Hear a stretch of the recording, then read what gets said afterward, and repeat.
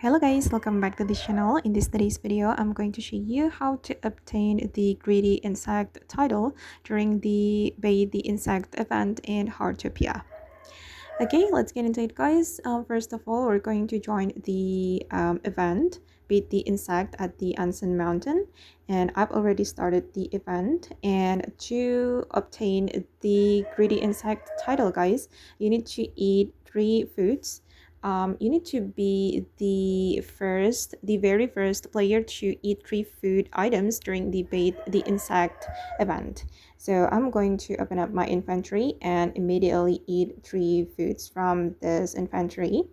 If you play with a lot of players, guys, you need to be very quick. So you will obtain the greedy insect title for the event. And obtaining this title will be so useful, guys, to unlock the hidden achievement. The hidden achievement is called Anen Mountain Insect King. And if you want to obtain the achievement, you need to obtain all the titles during the Bait the Insect event. Okay guys, and done for the event. As you can see that I got greedy insect title.